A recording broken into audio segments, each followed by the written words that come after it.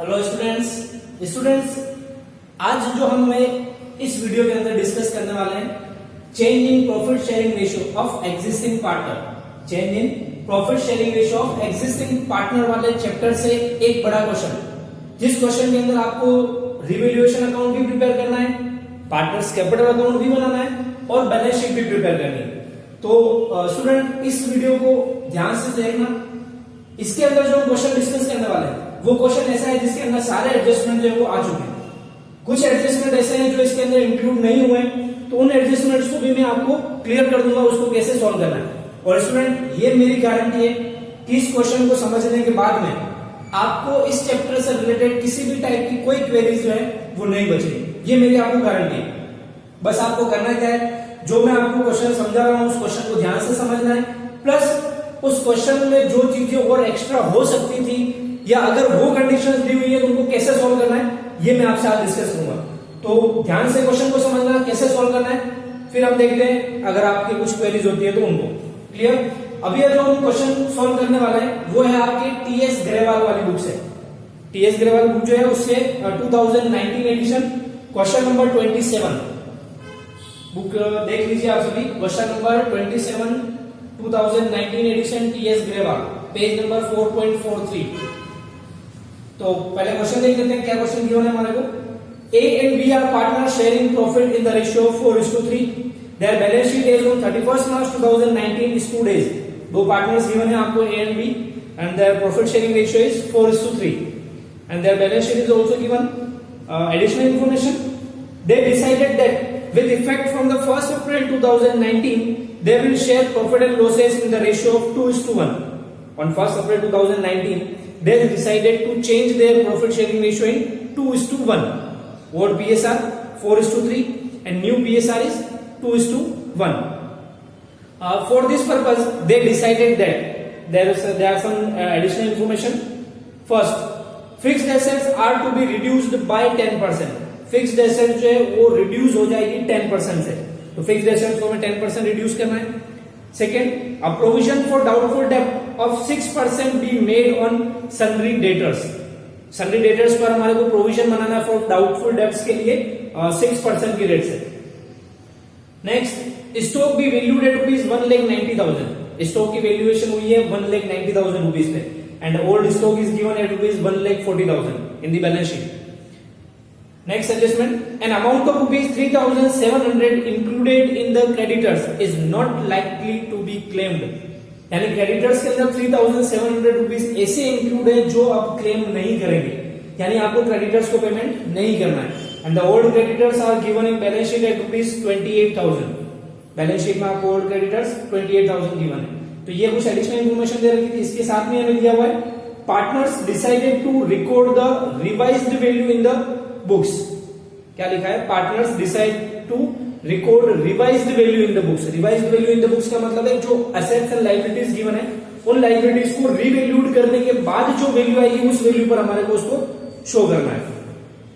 However they do not want to distribute the reserves. Assets and liabilities को तो revised value पर show करना है बट रिजर्व को डिस्ट्रीब्यूट नहीं करना है। ठीक है? You are required to pass the necessary journal entries and prepare the partners capital account and revise the balance sheet. तो ये आपको अकाउंट्स के अंदर जो है चेंजेस जो है वो करने हैं। ठीक है? क्वेश्चन समझ में आ गया सभी को? अब हम क्वेश्चन के एक लाइंस पढ़ते जाएंगे और इस क्वेश्चन को सोल्व करते रहेंगे। अब क्वेश्चन सोल्व करें उससे पहले कुछ चीजें जो है आपको ध्यान रखनी जो हर क्वेश्चन के अंदर कंपलसरी होगी। क्या है वो चीजें? जब मैंने ये चैप्टर स्टार्ट किया था मैंने आपको कुछ एडजस्टमेंट्स लिखवाए थे जिनमें हमने डिस्कस किया था अगर पार्टनर्स अपना प्रॉफिट शेयरिंग रेशियो चेंज करते हैं तो उस केस के अंदर क्या क्या एडजस्टमेंट जो है वो क्वेश्चन के अंदर किए जाते हैं। तो आपके दिमाग में सबसे पहले वो एडजस्टमेंट आ जाना चाहिए जब प्रॉफिट शेयरिंग रेशियो चेंज होता है पार्टनर्स का, तो क्या क्या एडजस्टमेंट हमारे को करने होते हैं। तो अगर आप थोड़ा उसको रिवाइज करेंगे तो पता लग जाएगा आपको क्या क्या एडजस्टमेंट हमें करने हैं। सबसे पहला एडजस्टमेंट जो हम करते हैं वो है आपके calculation of sacrificing and gaining ratio. क्या करना है आपको? सबसे पहले सैक्रिफाइस और गेनिंग रेशियो कैलकुलेट करना है। ठीक है? क्वेश्चन के अंदर आपको ओल्ड पीएसआर भी गिवन है, न्यू पीएसआर भी गिवन है, तो आपको सबसे पहले उससे सैक्रिफाइस और गेन रेशियो कैलकुलेट करना है। Clear? Secondly, valuation of goodwill और ट्रीटमेंट ऑफ गुडविल। क्वेश्चन में सेकंड ट्रीटमेंट जो करना है हमारे को गुडविल के लिए करना है। अगर आपको क्वेश्चन में गुडविल का ट्रीटमेंट दिया हुआ है तो थर्ड होता है हमारा revaluation of assets and reassessment of liabilities.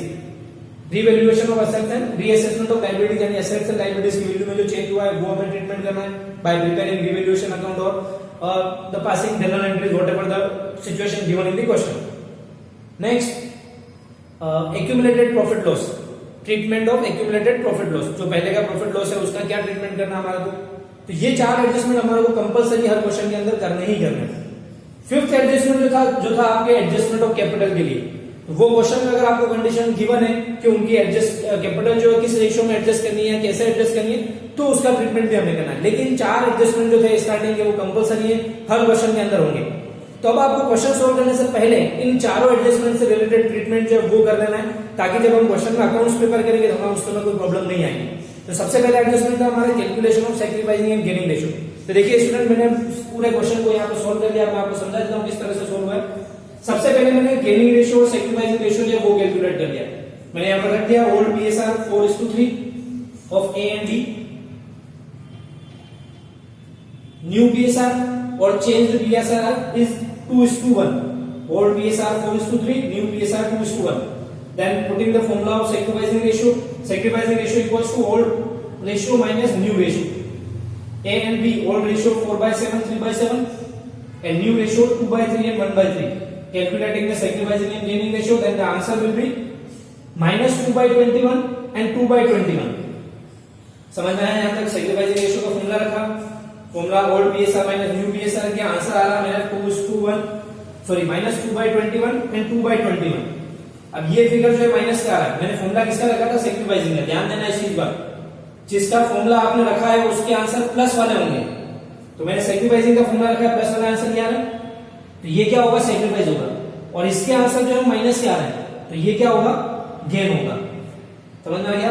अगर यहीं पर मैं गेनिंग रेशियो का फॉर्मूला रखता, जो कि है new ratio minus old ratio, तो क्या होता? New ratio minus old ratio होता, तो ये आंसर जो होता है रिवर्स हो जाता। ये तो आता है 2/21 और ये होता है माइनस 2/21। तो उस केस में क्या होता? मैंने कहा जिसका फॉर्मूला आपने पुट किया है उसके आंसर प्लस वाले होंगे। तो सैक्रिफाइस का फॉर्मूला किया है, प्लस वाला आंसर सैक्रिफाइस, तो ये क्या हो जाएगा? गेन।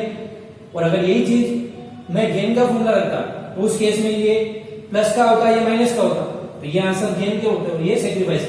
तो मेरे कहने का मतलब ये कि आप फॉर्मूला कोई सा भी पुट करें, चाहे वो सैक्रिफाइस का हो चाहे वो गेन का हो, आंसर हमेशा सेम आएंगे। क्लियर? तो सबसे पहला एडजस्टमेंट हमने कर लिया। ये आपको स्टार्टिंग में क्वेश्चन स्टार्ट करते ही सबसे पहला काम करना है सैक्रिफाइसिंग और गेनिंग रेशियो की कैलकुलेशन। ये होने के बाद में आपका यूं समझ लीजिए 25% क्वेश्चन सॉल्व हो गया। सैक्रिफाइस गेनिंग रेशियो कैलकुलेट हो गया। सेकंड ट्रीटमेंट हमारा होता है गुडविल के लिए, ट्रीटमेंट ऑफ गुडविल। अब जो अभी हम क्वेश्चन कर रहे हैं उस क्वेश्चन के अंदर हमारे को गुडविल के बारे में कोई इंफॉर्मेशन गिवन नहीं है और ना ही गुडविल के ट्रीटमेंट के लिए हमारे को कुछ बोला गया है। तो इसलिए हमने इस क्वेश्चन के अंदर ट्रीटमेंट गुडविल का कुछ भी नहीं किया। लेकिन जरूरी नहीं है हर क्वेश्चन के अंदर ऐसा मिले आपको। हो सकता है किसी क्वेश्चन के अंदर आपको गुडविल का ट्रीटमेंट भी दे रखा हो। तो अब करना क्या है? हम जानते हैं, हमने जब पहले डिस्कस किया था सिंगल टॉपिक, उस समय हम देखा था गुडविल का जो ट्रीटमेंट होता है वो गुडविल की एंट्री होती है इस चैप्टर के अंदर, गेनिंग पार्टनर्स कैपिटल अकाउंट और current account to sacrificing partners capital और करंट अकाउंट। क्या होगी एंट्री? शॉर्ट में याद रखना है तो गेनिंग टू सैक्रिफाइसिंग वाली एंट्री याद रखो। गेनिंग टू सैक्रिफाइसिंग यानी गेनिंग पार्टनर्स कैपिटल और current account to sacrificing partners capital और करंट अकाउंट। तो अभी गुडविल का ट्रीटमेंट नहीं है इसमें हमने नहीं किया। अगर होता तो क्या करते हैं? हम एंट्री करते गेनिंग टू सैक्रिफाइस। अभी गेन कौन कर रहा है? ए, और सैक्रिफाइस कौन कर रहा है? बी। तो एंट्री क्या हो जाती? A is capital account debit to B is capital account. Amount किस तरह से आता है इसके अंदर? जो टोटल गुडविल का अमाउंट आपको क्वेश्चन में गिवन होगा या आप कैलकुलेट करोगे, उस टोटल गुडविल के अमाउंट को, जैसे सपोज मैं इसे एग्जांपल से समझ लीजिए इसको, टोटल गुडविल के अमाउंट को इनका जो गेनिंग सैक्रिफाइस रेशियो आया है उससे मल्टीप्लाई करना है, तो जो अमाउंट होगा वो आपका अमाउंट आ जाएगा। समझ में आ गया? ये गुडविल का ट्रीटमेंट बताया मैंने, जो कि इस क्वेश्चन में नहीं है, लेकिन अगले वाले क्वेश्चन जो भी होंगे उनमें होगा। तो ये गुडविल का ट्रीटमेंट करना है आपको। एंट्री करनी है gaining to sacrifice, total goodwill multiplied by gaining और sacrificing ratio and the amount will be putted in the entry. Clear? दो ट्रीटमेंट हो गया हमारा। थर्ड ट्रीटमेंट है हमारा revaluation of assets and reassessment of liabilities, यानी रीवैल्यूएशन करना assets and liabilities का। अब सबसे इंपॉर्टेंट चीज समझिए इस क्वेश्चन के अंदर। इस क्वेश्चन के अंदर आपको गिवन था the partners decided to record the revised value in the books. Partner ने क्या डिसाइड किया है? कि जो रिवाइज्ड वैल्यू है उसको बुक्स के अंदर शो करना है। इसका मतलब है कि आपको रिवैल्यूएशन अकाउंट बनाना है। क्या करना है? आपको रिवैल्यूएशन अकाउंट बनाना है। अब रिवैल्यूएशन अकाउंट कैसे बनेगा? तो जो क्वेश्चन के अंदर आपको एडिशनल इंफॉर्मेशन दे रखी है जिसमें बोला गया है पर्टिकुलर ये एसेट्स इतनी इंक्रीज हुई है, इतनी डिक्रीज हुई है, उससे हम कैलकुलेट करेंगे कि रिवैल्यूएशन अकाउंट हमारा कैसे प्रिपेयर होगा। तो देखिए क्वेश्चन के अंदर फर्स्ट टेस्ट जो आपको दे रखा है उसमें लिखा हुआ है the fixed assets are to be reduced by 10%। Fixed assets क्या होगी? 10% रिड्यूस होगी। फर्स्ट एडजस्टमेंट देखना बुक के अंदर, क्वेश्चन में फर्स्ट एडजस्टमेंट जो दिया हुआ है the fixed assets are to be reduced by 10%। अब आपको क्या करना है? ऊपर बैलेंस शीट जो गिवन है उसमें फिक्स्ड एसेट्स हमारे को गिवन है 1,50,000 रुपीज। कितने गिवन है? 1,50,000। 10% रिड्यूस हो गई है तो फिक्स्ड एसेट्स रिड्यूस हुई तो हमारे को क्या हो रहा है? लॉस हो रहा है। लॉस लिखा जाता है डीआर साइड के अंदर। तो मैं लिखूंगा to fixed assets, balance sheet में गिवन है 1,50,000, उसका 10% कैलकुलेट किया 15,000 रुपीज। समझ में आ गया? फिक्स्ड एसेट ऊपर बैलेंस शीट के अंदर 1,50,000 गिवन है, उसका 10% कैलकुलेट करेंगे 15,000। लॉस है इसलिए डेबिट साइड में लिख लिया 15,000 रुपीज। फिर नेक्स्ट एडजस्टमेंट जो हमारे को दे रखा है वो दिया हुआ है अ प्रोविजन फॉर डाउटफुल डेब्ट is to be maintain at 6% on sundry debtors. क्या करना है? प्रोविजन फॉर डाउटफुल डेब्ट मेंटेन 6% ऑन सन्ड्री डेटर्स। अब ऊपर देखिए बैलेंस शीट के अंदर सन्ड्री डेटर्स गिवन है आपको 1,20,000 रुपीज। बैलेंस शीट में डेटर्स गिवन है 1,20,000, उसका 6% प्रोविजन कैलकुलेट करना है। तो 1,20,000 का 6% कैलकुलेट करेंगे, अमाउंट आएगा 7,200 रुपीज। तो ये क्या है? लॉस है। फर्म के लिए लॉस है। लॉस को किधर लिखेंगे? डीआर साइड में। तो लिख दिया टू प्रोविजन फॉर डाउटफुल डेब्ट 7,200, 1,20,000 का 6%। ये हो गया सेकंड ट्रीटमेंट। थर्ड ट्रीटमेंट था stock be valued at rupees 1,90,000। Stock की वैल्यूएशन कितने पर हुई है? 190 पर, 1,90,000 पर। ऊपर देखिए बैलेंस शीट के अंदर स्टॉक कितना गिवन है? 1,40,000। ऊपर बैलेंस शीट में स्टॉक गिवन है 1,40,000, अभी वैल्यूएशन हो गई है 1,90,000 पर। तो स्टॉक क्या हो गया? इंक्रीज हो गया। इंक्रीज हुआ तो फर्म को प्रॉफिट है। प्रॉफिट है तो सीआर साइड में लिखेंगे बाय स्टॉक 50,000 रुपीज। पहले 140 था, अभी 190 हो गया, 50,000 इंक्रीज हुआ, 50,000 का प्रॉफिट है, बाय स्टॉक के नाम से 50,000 इधर आ जाएंगे सीआर साइड। क्लियर?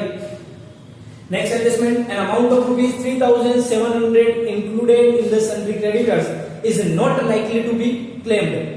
क्रेडिटर्स के अंदर 3,700 रुपीज ऐसे हैं जो अब क्लेम नहीं करेंगे, यानी आपको क्रेडिटर्स को पेमेंट नहीं करना है। कितने? 3,700 का। तो क्रेडिटर्स लायबिलिटीज है, डिक्रीज हो रही है, हमारा वो हो गया प्रॉफिट। प्रॉफिट है तो रिवोल्यूशन के सीआर साइड में बाय क्रेडिटर्स के नेम से कितना? 3,700 रुपीज।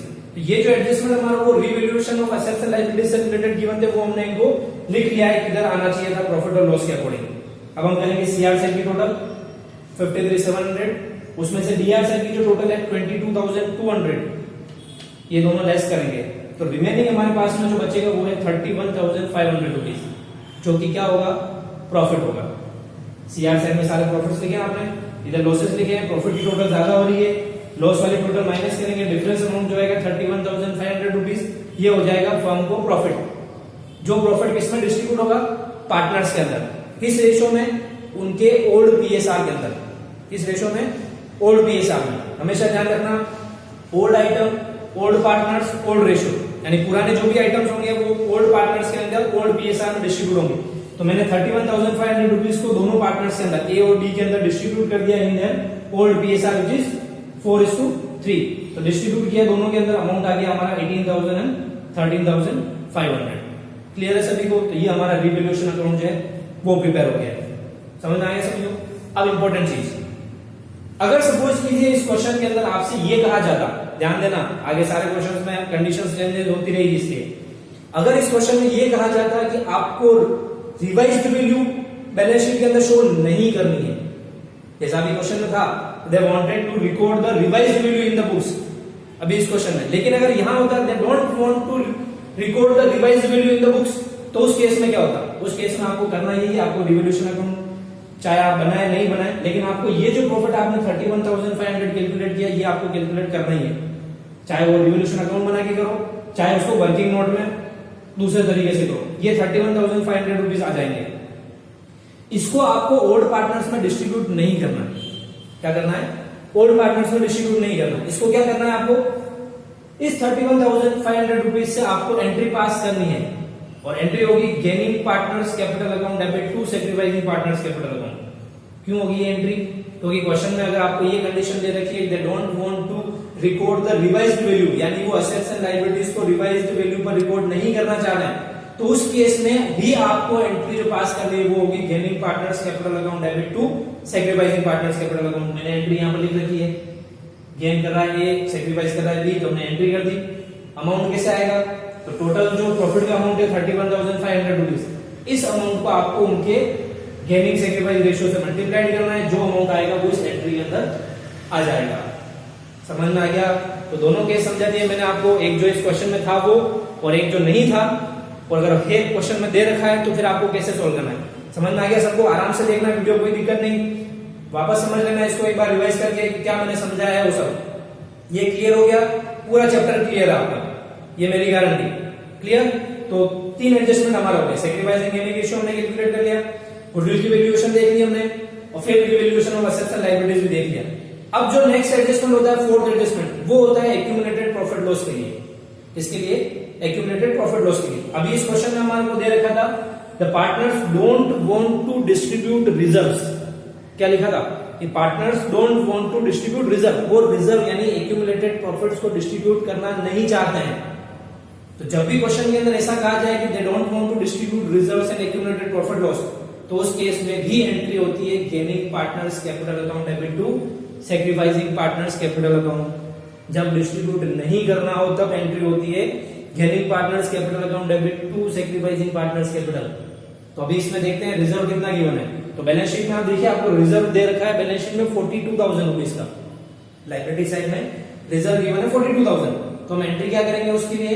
डिस्ट्रीब्यूट नहीं करना है तो gaining partners to sacrificing partners, तो ये एंट्री मैंने कर रखी है वो रिजर्व के लिए। तो gaining partners capital account debit यानी S capital account debit to B's capital account, total reserve था हमारे पास 42,000, उसको मैंने मल्टीप्लाई कर दिया उनके गेनिंग सैक्रिफाइसिंग रेशियो से, विच इज 2/21। 2/21 से मल्टीप्लाई करने पर अमाउंट आ गया हमारा 4,000। समझ में आ गया सबको? तो ये हो गई आपके रिजर्व की एंट्री। अब इंपॉर्टेंट चीज वापस, इस क्वेश्चन में हमें बोला था कि रिजर्व को डिस्ट्रीब्यूट नहीं करना, इसलिए हमने एंट्री की इसकी गेनिंग टू सैक्रिफाइस। लेकिन अगर सपोज कीजिए इस क्वेश्चन में ये कहा जाता है कि आपको एक्यूमुलेटेड प्रॉफिट लॉस और रिजर्व्स को डिस्ट्रीब्यूट करना है, समझ में आ रहा है? एक्यूमुलेटेड प्रॉफिट लॉस और रिजर्व को डिस्ट्रीब्यूट करना है, या फिर क्वेश्चन के अंदर इन दोनों में से कोई भी कंडीशन नहीं गिवन होती, यानी ना तो आपसे ये कहा गया कि आपको उसको डिस्ट्रीब्यूट करना है और ना आपसे ये कहा गया कि उसको डिस्ट्रीब्यूट नहीं करना है, दोनों ही कंडीशन नहीं दी हुई है, तो भी उस केस में क्या करना है? आपको एक्यूमुलेटेड प्रॉफिट लॉस को डिस्ट्रीब्यूट करना है। जब क्वेश्चन में कोई कंडीशन गिवन नहीं हो तो भी आपको एक्यूमुलेटेड प्रॉफिट लॉस और रिजर्व्स को डिस्ट्रीब्यूट करना है, और अगर दे रखा है कि उसको डिस्ट्रीब्यूट करना है तो भी आपको करना है। तो उस केस में एंट्री क्या होगी? तो उस केस के लिए मैंने आपको एंट्रीज पहले लिखवा रखी है कि एक्यूमुलेटेड प्रॉफिट लॉस को डिस्ट्रीब्यूट करने की एंट्रीज क्या होती है, तो वो एंट्रीज आपको देखनी है। नहीं तो सिंपल सा एक ट्रिक बता देता हूं आपको कैसे उसको डिस्ट्रीब्यूट करना है। जैसा अभी मैंने एक लाइन बोली थी, old partner old ratio old item, यानी पुराने पार्टनर्स में पुराने रेशियो में पुराने आइटम जो डिस्ट्रीब्यूट कर देते हैं। तो अब समझ लें इसको कैसे डिस्ट्रीब्यूट करना है। इसका कहने का मतलब मेरा ये था कि एक्यूमुलेटेड प्रॉफिट लॉस और रिजर्व जो होंगे वो हमेशा ओल्ड पीएसआर के अंदर डिस्ट्रीब्यूट होंगे। किसमें होंगे? ओल्ड पीएसआर के अंदर। अभी ओल्ड पीएसआर आपको पता ही है 4:3 है हमारा, तो ओल्ड पीएसआर में डिस्ट्रीब्यूट करेंगे। अब डिस्ट्रीब्यूट कैसे होगा? सिंपल सा याद रखने का तरीका है, क्या करना है? बैलेंस शीट गिवन है आपको, इस तरफ आपको असेट्स गिवन है, इस तरफ लायबिलिटीज गिवन है। तो जब भी ये एक्यूमुलेटेड प्रॉफिट लॉस डिस्ट्रीब्यूट होते हैं तो किस तरफ डिस्ट्रीब्यूट होते हैं? क्रॉस में। किधर? क्रॉस में, यानी लायबिलिटी साइड में अगर कोई प्रॉफिट्स दिए हुए हैं तो वो पार्टनर्स कैपिटल के सीआर साइड में डिस्ट्रीब्यूट होंगे, और असेट साइड में अगर कोई आइटम दिया हुआ है यानी एक्यूमुलेटेड लॉस दिया हुआ है तो पार्टनर्स कैपिटल के डीआर साइड में डिस्ट्रीब्यूट होगा। किस रेशियो में? ओल्ड रेशियो में। कौन से पार्टनर्स में? ओल्ड पार्टनर्स में। यहां पर अभी ओल्ड न्यू दोनों पार्टनर हुए हैं, लेकिन आगे आने वाले चैप्टर्स में ध्यान रखना आपको, क्योंकि इसका ट्रीटमेंट चेंज नहीं होगा, आगे भी यही रहेगा। तो old item old partners old ratio cross में डिस्ट्रीब्यूट होंगे। तो अभी देखें, तो अगर रिजर्व जो है आपको बैलेंस शीट की लायबिलिटी साइड में क्यों, तो किस तरफ डिस्ट्रीब्यूट होगा? सीआर साइड में। तो उस समय आप रिजर्व को इस तरफ डिस्ट्रीब्यूट करते हैं, रिजर्व को इस तरफ डिस्ट्रीब्यूट करते हैं बाय रिजर्व्स के नेम से। टोटल 42,000 रुपीज जो था उसको डिस्ट्रीब्यूट कर देते आप इन ओल्ड पीएसआर 4:3 में, तो 4/7 4/7 3/7 दोनों में डिस्ट्रीब्यूट होकर के यहां पर शो हो जाता है। क्लियर? लेकिन अभी यहाँ पर नहीं होगा, अभी हमने एंट्री कर दी है इसकी गेनिंग टू सैक्रिफाइस, इस एंट्री को हमें इस अकाउंट के अंदर ट्रांसफर करना है। तो ये हमारे चारों एडजस्टमेंट जो थे वो एडजस्टमेंट हमने कर दिए। अब हमें क्या करना है, अब हमारे को नेक्स्ट अकाउंट जो है पार्टनर्स कैपिटल अकाउंट वो प्रिपेयर करना है। जैसा कि क्वेश्चन में हमारे को दे रखा था कि हमें पार्टनर्स कैपिटल अकाउंट जो है वो प्रिपेयर करना है। तो अब हम देखते हैं पार्टनर्स कैपिटल अकाउंट कैसे बनेगा। सबसे पहले मैंने फॉर्मेट बना लिया पार्टनर्स कैपिटल अकाउंट का, पर्टिकुलर ए बी जितने पार्टनर्स होंगे उतने कॉलम बना लेना। अब आते हैं पार्टनर्स कैपिटल पर। सबसे पहला काम, बाय बैलेंस बीडी के नाम से आपको ओपनिंग बैलेंस जो होगा कैपिटल का वो शो करना है। अब ये कहां से आएगा, ये आपको बैलेंस शीट जो दे रखी है उस बैलेंस शीट के अंदर कैपिटल के नाम से अमाउंट दिया हुआ है ए और बी का, वो अमाउंट यहां पर शो हो जाएगा। तो आप देखिए बैलेंस शीट के अंदर ए और बी की कैपिटल दे रखी है 2,40,000 एंड 1,20,000 बैलेंस शीट में लायबिलिटी साइड में। तो सबसे पहले मैंने वो 240 और 120 यहां पर शो कर दिया। क्लियर। अब हमारे जो चारों एडजस्टमेंट हमने किए थे उनको यहां पर ट्रांसफर करना है। फर्स्ट एडजस्टमेंट था सैक्रिफाइसिंग गेनिंग रेशियो कैलकुलेशन, जो ट्रांसफर नहीं होता है। सेकंड था हमारा गुडविल, इस चैप्टर में गुडविल का ट्रीटमेंट नहीं था, अगर होता तो गुडविल की एंट्री ये होती गेनिंग टू सैक्रिफाइस। तो इस एंट्री को हम इस अकाउंट के अंदर ट्रांसफर करते हैं। किस तरह से होता, 2B's कैपिटल, हम इस तरफ 2B's कैपिटल लिखते हैं, ये बाय एस कैपिटल के नाम से इस तरफ चला जाता, बाय एस कैपिटल। बी लिखा है बी कैपिटल, तो अमाउंट हम लिखेंगे ए के कॉलम में, और एस कैपिटल लिखा है तो अमाउंट जाएगा बी के कॉलम में। ठीक है, ये गुडविल की एंट्री होगी, अभी नहीं है। थर्ड नंबर पे revaluation of assets and liabilities, हमने रिवैल्यूएशन अकाउंट बनाया, ये हमारा रिवैल्यूएशन का प्रॉफिट आया था, किधर ट्रांसफर होगा, क्रॉस में, यानी रिवैल्यूएशन के अकाउंट के डीआर साइड में लिखा हुआ है ए और बी कैपिटल, तो पार्टनर्स कैपिटल किधर चला जाएगा, सीआर साइड में। ये मैंने लिख दिया यहाँ पर बाय रिवैल्यूएशन अकाउंट 18,000 और 13,500 जो कि यहाँ से ट्रांसफर हो गए, 18 और 13,500। तो ये आ गए दोनों इस तरफ। समझ में आया, हर चीज क्रॉस में ट्रांसफर हो रही है। अगर कोई आइटम किसी पर्टिकुलर अकाउंट से दूसरे अकाउंट के अंदर ट्रांसफर होता है तो वो क्रॉस में ट्रांसफर होता है। क्लियर। तो अभी रिवैल्यूएशन आ गया, बैलेंस बीडी आ गया, हो गया। फिर नेक्स्ट जो होता है वो हमारा एक्यूमुलेटेड प्रॉफिट लॉस का ट्रीटमेंट। तो अभी एक्यूमुलेटेड प्रॉफिट लॉस में जनरल रिजर्व था हमारे पास में, और उसकी हमने एंट्री पास करी थी गेनिंग टू सैक्रिफाइसिंग पार्टनर्स। तो इस एंट्री को भी इस अकाउंट में ट्रांसफर कर देते हैं।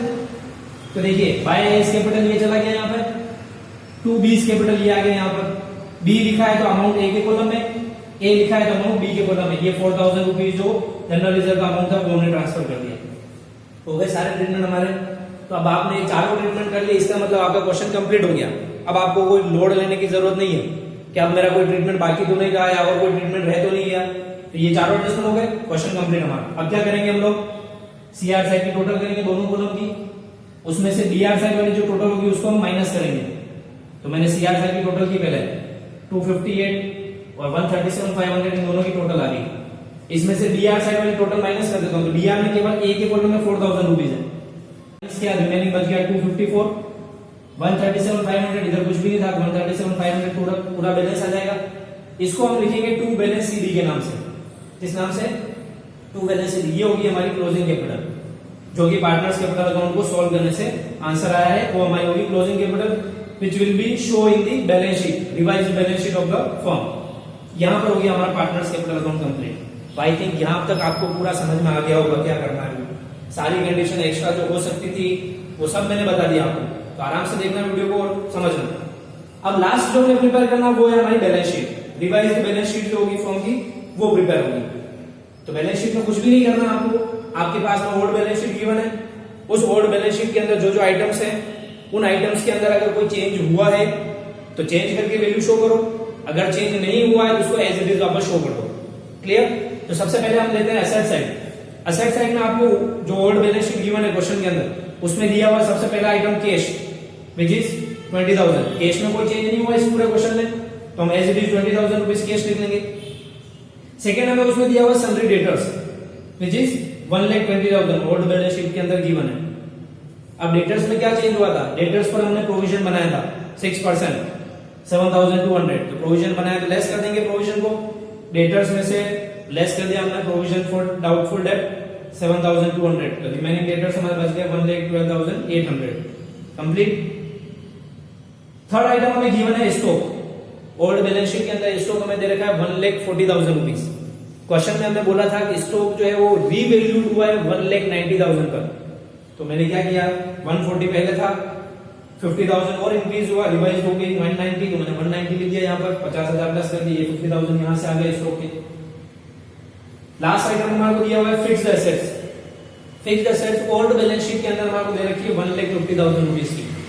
इसमें एडजस्टमेंट क्या हुआ था, असेट जो है वो 10% रिड्यूस हो गई है, थी रिड्यूस यहाँ पर, असेट 15,000 रिड्यूस हुई थी, तो 1,50,000 में से 15,000 माइनस कर दिया, बच गया 1,35,000, को हमने बाहर लिख दिया। तो ये हो गई हमारी एसेट साइड कंप्लीट।